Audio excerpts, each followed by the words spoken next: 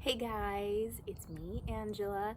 I just wanted to make a video because I miss you guys so much, and I know that we haven't been able to have church like normal, and it's really hard because we normally get to see each other a lot and hang out on Sundays, and I get to see and hear from you guys how your week is going. So it's really sad for me because I miss hearing how your week was and what's going on in your lives. And I hope that through all of this that you're still finding ways to be thankful for something, that you're still helping someone, and that you're still saying please and thank you, because no matter what, none of those things change. There's always something to be grateful for. There's always ways to help people. Even now, there's even more ways to help people. So I really hope that you're helping someone, maybe multiple people. And I hope that you're saying please and thank you. By being home, there's lots of opportunities to say please and thank you. So I hope you guys are working on all of those things, and I can't wait to hear about them when we get back to church. I don't know when that's gonna be, but we're praying that it's really soon. But until then, I thought we would do a video like this so that we could still stay connected. So, do we know what this Sunday is? It's a very special Sunday. It's Easter Sunday, right? Some people call Resurrection Sunday because it's the Sunday that we celebrate Jesus rising from the dead. He didn't stay dead. We're so grateful for that, right? And we know that we don't know the day that Jesus actually rose from the dead, but this is the day that we like to celebrate it. It's always a different day every Sunday, and this year it comes in April. And so as you can see, I'm outside. It's a nice day.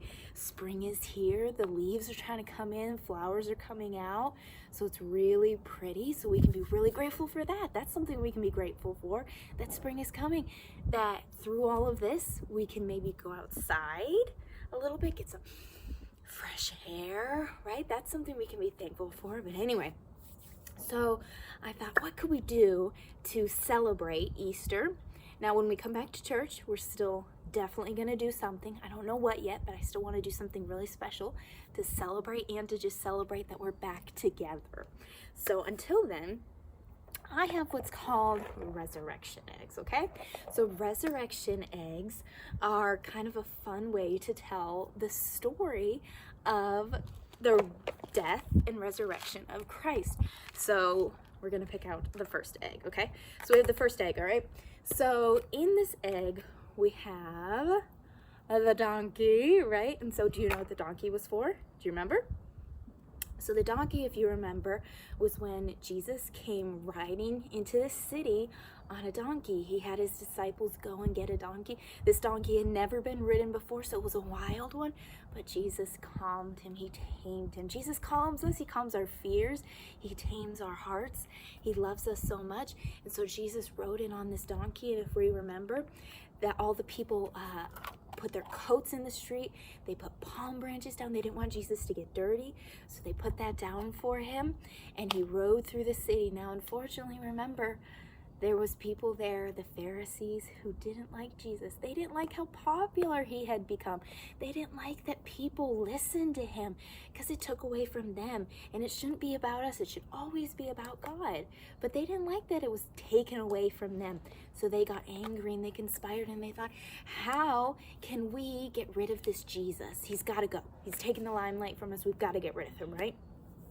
So they actually got one of his disciples, Judas, right?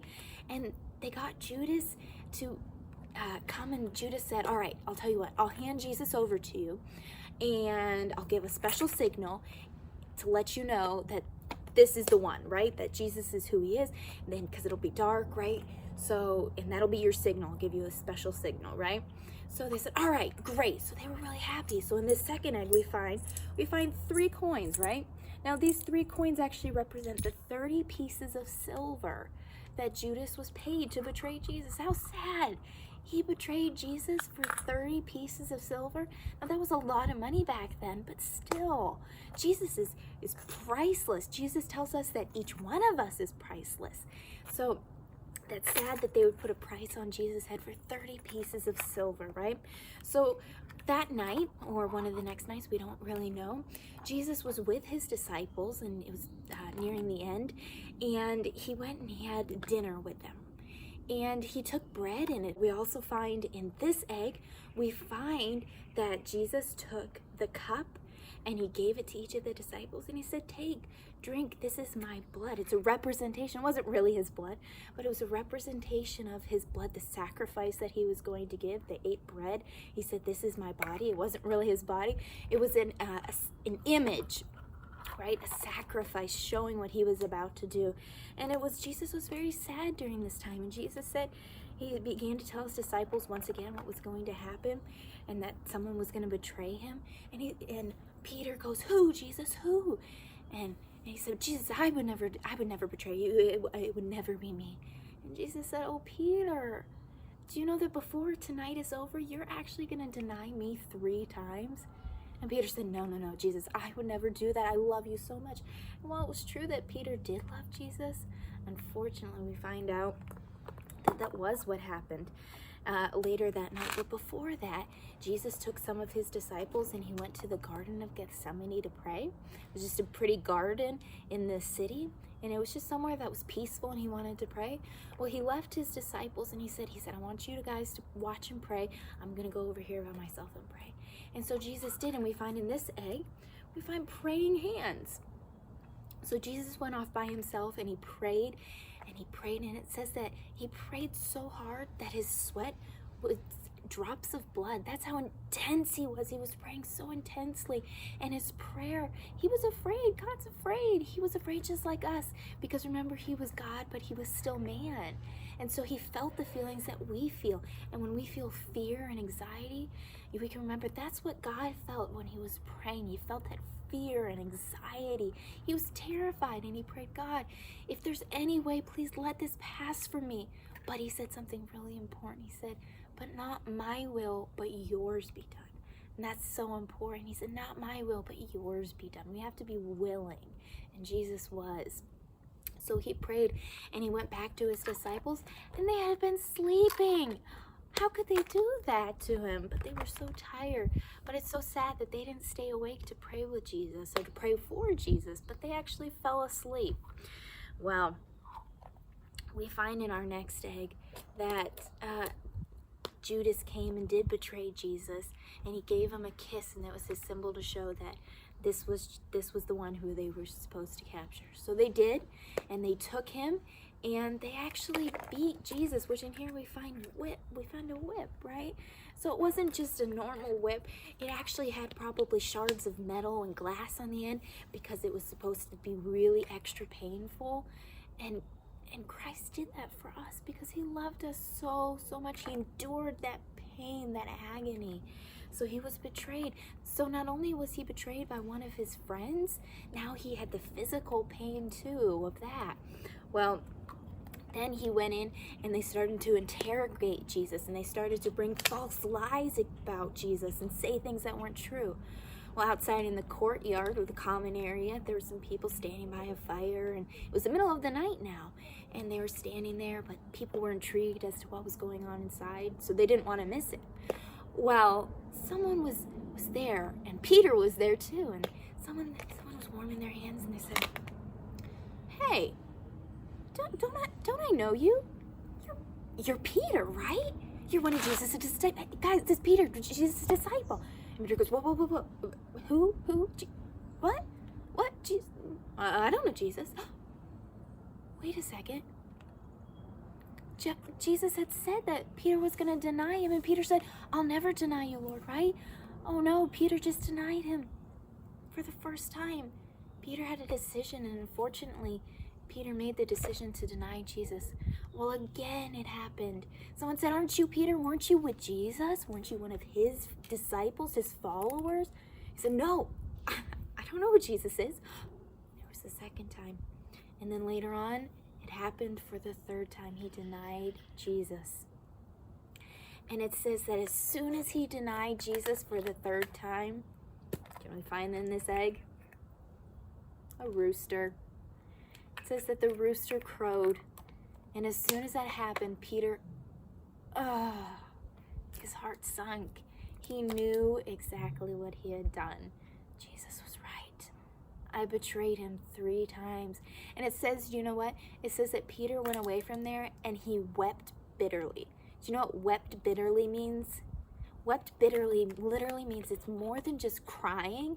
It's sobbing. It's your anguish. You're in so much turmoil. You're so upset about something that he wept. You can't control the tears. You can't control it. That's what Peter was. He wept bitterly. How sad was that he wept bitterly because he had betrayed Jesus? Peter knew, how could God ever love me again? I just betrayed him. I just betrayed his trust, our friendship. I was one of his closest friends and I betrayed that.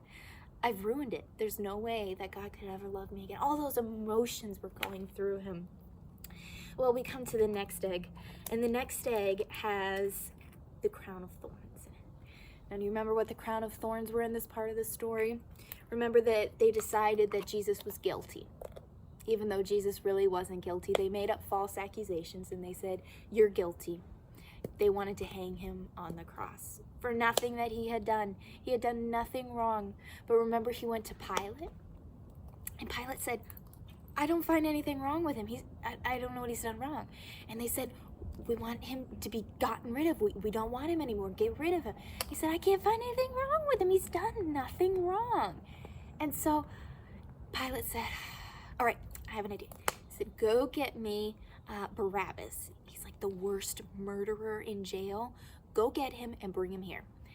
And I'll let the people decide who they want. Barabbas or Jesus," right? That's an obvious choice. They'll pick Jesus because Barabbas is like the worst murderer. That's why he's in jail. So they'll never pick him.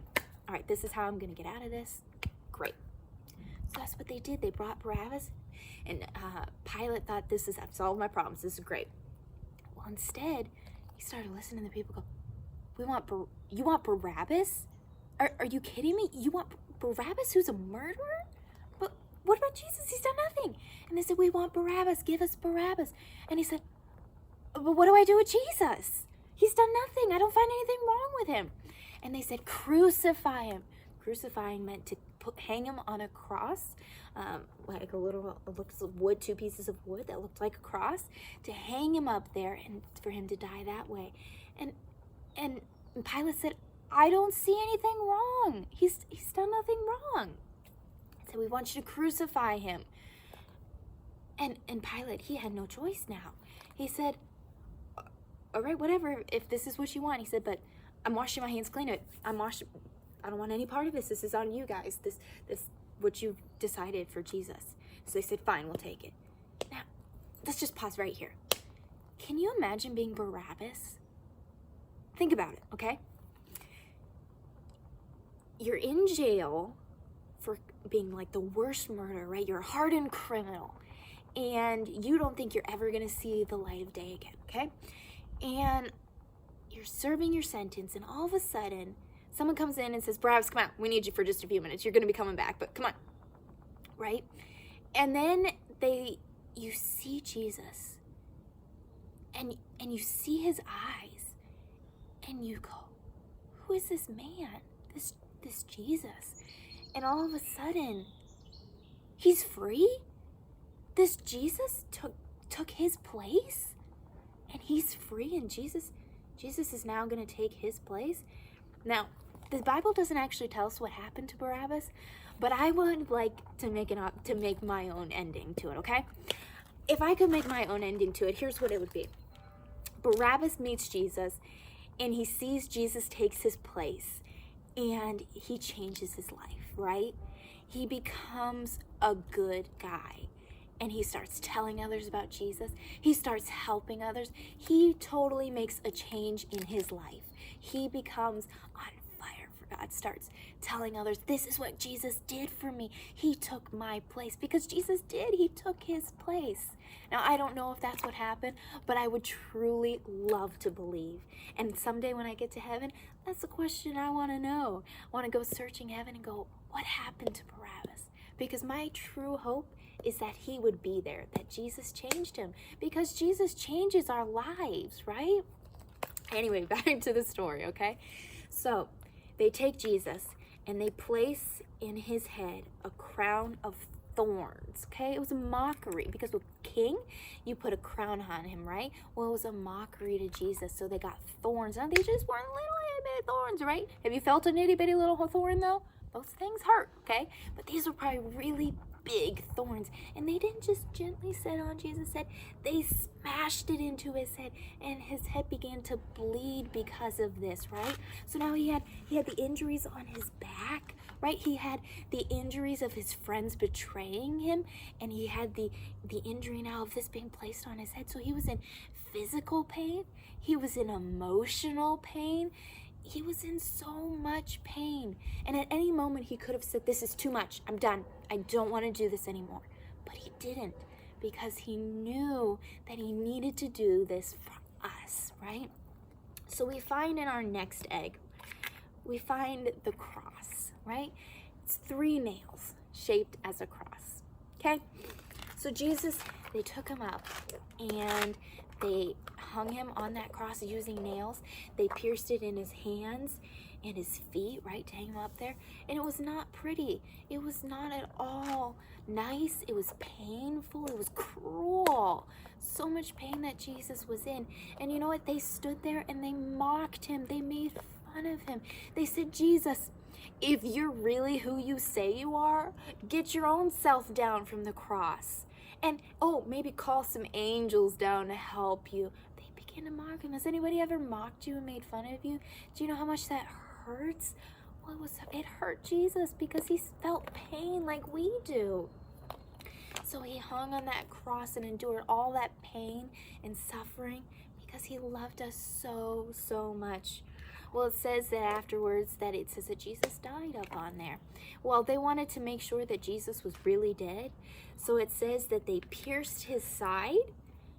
This is our next egg. They pierced his side with a dagger or something. They pierced it, and it says that out of his side out came blood and water, and that was actually a sign that let him know that Jesus was really dead, because some people actually didn't die for a while and they had to kill him. So they said, oh, he's dead? Is he really? So they had to make sure.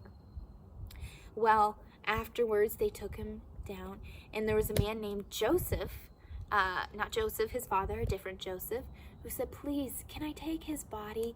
And I have a tomb, a burial place that's supposed to be mine for when I die, but I want it to be for him. Can I please take his body? So they were allowed to take his body, and it says that they wrapped him in cloth, right? They wrapped his body in cloth. They put spices and oils on it to make it smell good. It was a way of honoring God, right? Jesus, it was a way of honoring him. So that's why they did this. So they took him down and they wrapped him and buried him. Well, there were some soldiers who were placed in front of the tomb because they were like, you know what? These disciples, they might come and steal Jesus's body. And because we've heard that Jesus has said that on the 3rd day he'll rise again, which that won't happen. But his disciples might come and take his body and then just spread around that he's really risen, even though he hasn't. So we have to make sure that we put guards in front of the tomb with a big stone so that no one can come and take him. So that's what we actually find in our next stone, in our next egg. We find a stone. It represents the stone that was placed in front of the tomb. It was a big, heavy stone, right? It took multiple people to open it. You couldn't just one person just come and push it away. Not like this little stone, right? It was a big stone. So they had to have help. So they placed guards in front of the tomb. And it says that 1 day passed. 2 days passed. And I can only imagine what his disciples and the others were thinking. Man, it's been 2 days. Do you really think what he said was true? John? Andrew? Thomas? Guys, his disciples. Do you really think what Jesus had to say was true? That he can really actually, that he is going to rise again from the 3rd day, on the 3rd day? I just don't know. He did other miracles, but his own? I don't know. Well, it says the third day. The third day came, was the end of Sabbath. Sabbath was celebrated for the Jews on Saturday, so it was the end of the Sabbath. And as it began to dawn toward the first day of the week, which is Sunday, right? It says that Mary Magdalene and some of the other Marys, they went to the tomb because they were going to put spices on Jesus' body to make it smell good. It was another way of showing honor and respect. So they went there, and they went to the tomb. And as they began to walk there, they thought to themselves, how are we going to open it? How are we going to open the tomb? That stone in front of it. I didn't think of this. Well, maybe the guards can help us. So they're talking about this, thinking. And all of a sudden they get to the tomb and the guards aren't there. And in fact, the stone, it's rolled away. What in the world? And I can only imagine what's going through their minds. What's going on? The stone is rolled away. What's happening? So they went in, and they actually saw an angel. And an angel came, and the angel said, "What are you doing here?" He said, "Why are you here? Jesus isn't here. He's risen as he said." And he said, "But look, this is the place where Jesus was. But go and tell what's happened." Now, one of my favorite verses in the Bible comes into play here, okay? So I have my Bible here, okay? So one of my favorite verses. Now, there's 4 different versions of the story, okay? So Matthew, Mark, Luke, and John all wrote a different version of the story. And you go, well, why aren't their details all the same? Why is it not the same? Well, because everybody has a different perspective, right? Everybody sees, I'm outside, so I could see a bird flying across, and I could see something, and someone else could be, well, I saw this of the bird. It was a blue jay. Well, I may not have seen that it was a blue jay, but they did. So different people see different details and remember different things. So it doesn't mean that anyone was wrong. It was just there was different details that people told about the story. Well, one of my favorite details is in Mark, okay? So Mark 16, okay? All right. So starting in verse 3, they asked each other who was going to roll the stone away. And then in verse 4, but when they looked up, they saw the stone, which was very large. It had been rolled away. And they entered the tomb. They saw a young man dressed in a white robe sitting on the right side. And they were alarmed. I would be too. Right? And the angel said, "Don't be alarmed. You're looking for Jesus, the Nazarene who was crucified. He's risen. He's not here. See the place where they laid him. But go, tell his disciples and Peter, he's going ahead of you into Galilee. There you will see him just as he told you." Did you guys catch it? Did you guys catch what's my favorite part of this? He said, but go tell his disciples and Peter. And you guys go, what? What's so exciting about that? Yeah, Peter, whatever. Do you remember what happened? Peter betrayed him. Peter denied him 3 times. Peter was in anguish because of what he had done. Peter probably thought, Jesus could never love me again for what I've done. I've lost my spot as his disciple, of his friend, right? But the angel says, he says, go tell his disciples and Peter. Peter probably didn't feel like he was one of Jesus's disciples anymore. To me, this is such a cool verse because it gives us hope, right? Because the angel specifically says, and Peter. Knowing what Peter had done, knowing that Peter had denied Jesus, but he calls out Peter specifically because he wants Peter to realize God still loves you. You're still one of God's disciples. You're still one of Jesus's friends. He loves you so much. Jesus has forgiven you. He wants you to be his friend. He never stopped being your friend. And to me, that's one of my favorite verses. And it can be missed over if we're not careful and we just read the Easter story. But to me, it's my favorite because it gives me hope that, you know what? There's nothing that I can do that Jesus will stop loving me. Now, it doesn't mean I should go out and say, I don't know, Jesus, what? And live the way I want to live? No. But you know what? If I accidentally mess up, if I accidentally do something wrong, Jesus still loves me. He has forgiven me. And do you know what? That's why he died on the cross, was to forgive us of those sins. And he wanted Peter to know, Peter, I love you. And do you know what? Jesus loves us. Don't ever doubt that for a second. If you ever start to think, you know what? I've just messed up too bad. There's no way that Jesus could love me anymore. There's no way. It's not even worth it. Just remember that the angel said to go tell his disciples and Peter, because Jesus was wanting Peter to know, I still love you. There's nothing you can do that will make me stop loving you. That's just a cool verse to me. It's one of my favorite verses. I want to know what you guys' favorite verses is. So maybe when we come back to church, maybe you could tell me one of your favorite verses. Maybe you could tell me your favorite part of the Easter story. That's my favorite part, but I want to hear what yours is. But we haven't done our last egg, have we? Well, in our last egg, do you know what we find? The greatest of all. What do you think it is? Okay? It's white. Doesn't sound... No, it's not too heavy. Some of you may have already figured it out. When I open it, it's empty. Do you know why it's empty? It's empty because it's representing that the tomb was empty. It represents that Jesus was gone. He was no longer in the grave. He rose just like he said he would. You know what? The women went and they told the disciples, and some other things happened, which when we come back to church, we'll probably talk about that. But I want to come back to the main focus of the Easter story, right? So the main focus is Jesus dying on the cross, right? Why did Jesus die on the cross? Why couldn't he have just said, I forgive you of your sins, bada bing, bada boom? You know what? It's an example.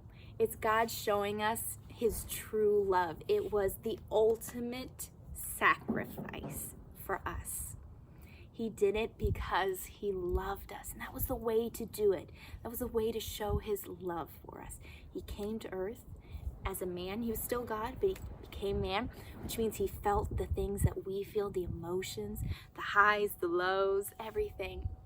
He felt all that. Then he was betrayed. He felt those emotions too.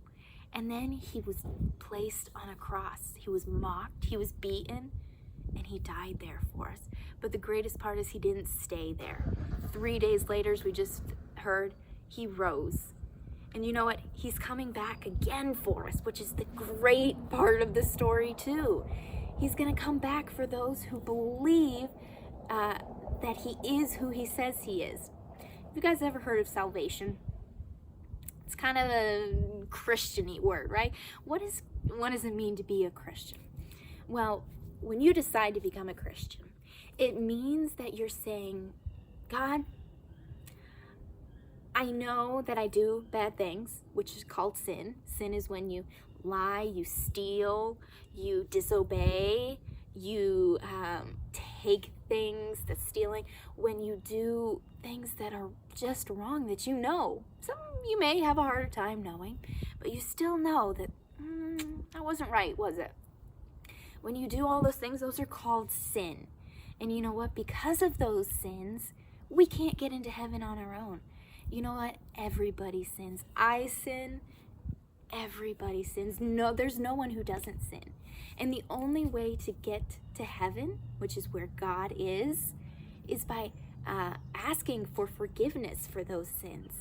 So salvation is asking, you can say, it's kind of the ABCs. Some people like to say it's the ABCs of salvation, okay?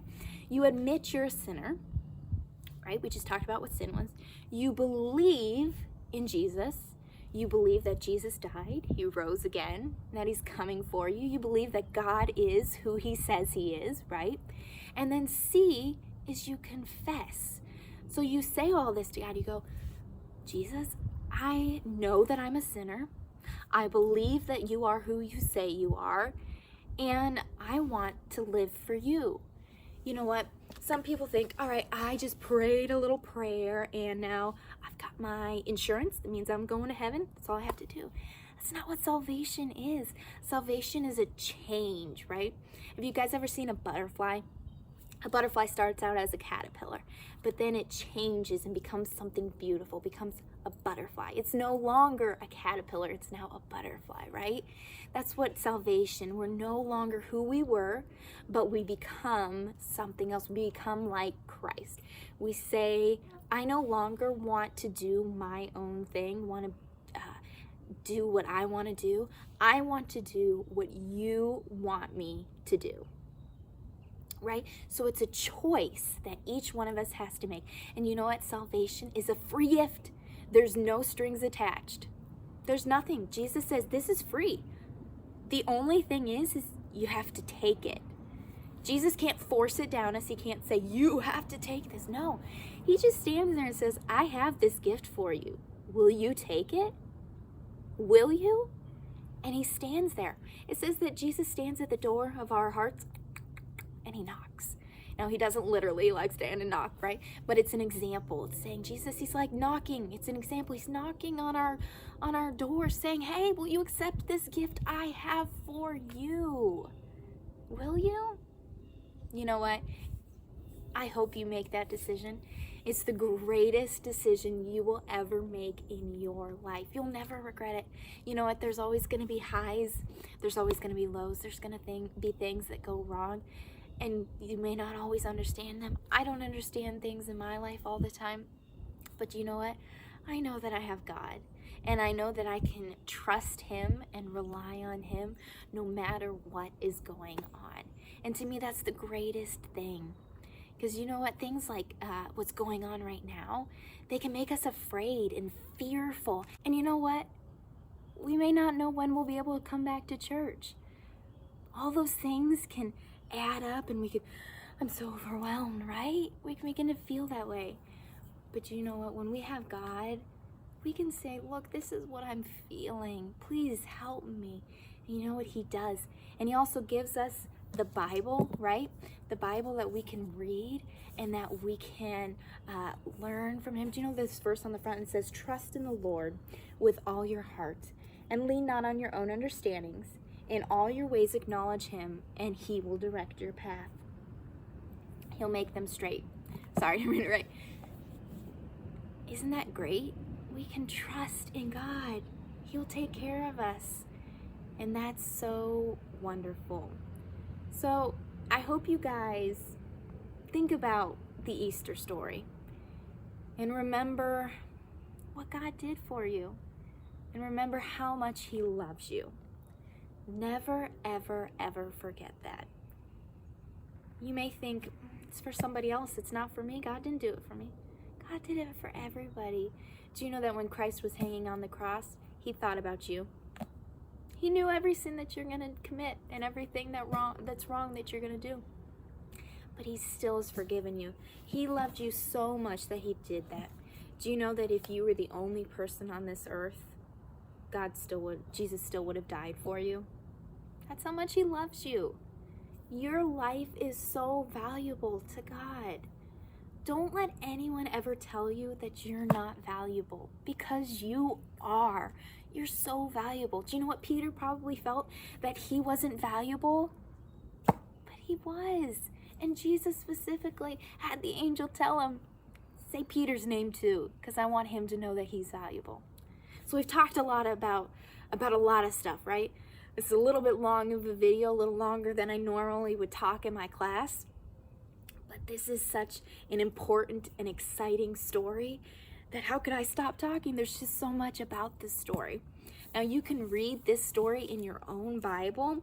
It's found in all the first 4 books of the New Testament: Matthew, Mark, Luke, and John. And where I was reading about the angel saying, go tell his disciples, and Peter, that's found in Mark 16, verse number 6, I believe, okay? Verse number 7, sorry. So if you want to read the story there, you can go back just a few chapters, probably beginning around chapter 14 of Mark, and you can read it from there. But it's also good to read it from different books of the Bible to compare different versions, perspectives of what people saw. Now, I'm closing this out. Sorry, I've talked a long time. But don't forget how much God loves you, how valuable you are, and that Jesus died for you. Now you're left with the decision. Will you accept the gift of salvation that God has for you, that Jesus died on the cross for you to have? It's a free gift. Now, if you want to know more, you can get a hold of me, or you can talk to someone that you trust who knows more maybe even than I do about this. But please talk to someone. Don't just think, maybe I should make that decision and then just leave it there. Don't do that. Make the decision and ask somebody to help you maybe. I would love to know that you have made this decision. It's the greatest decision of your life. It really, really is. I want you guys to know how much I love you, how much I miss you, and I can't wait to see you guys again. And I can't wait to hear what's been going on in your lives. If you've made the decision to ask Jesus into your heart, that's kind of a figure of speech. We ask him into our hearts. We're not literally, but we're saying we want Jesus to have that control, right? Now, if you've made that decision, I'd love to hear about it. Please tell me, tell somebody, right? I miss you guys so much, all right? So remember to look for the good, okay? No matter what's going on, look and find something good to be thankful for. And you know what I'm thankful for? I'm thankful for God's gift of salvation, that he died on the cross for me. He's forgiven me of my sins, and that he loves me so, so much. All right, guys, take care. Be good. I can't wait to see you guys again. Bye.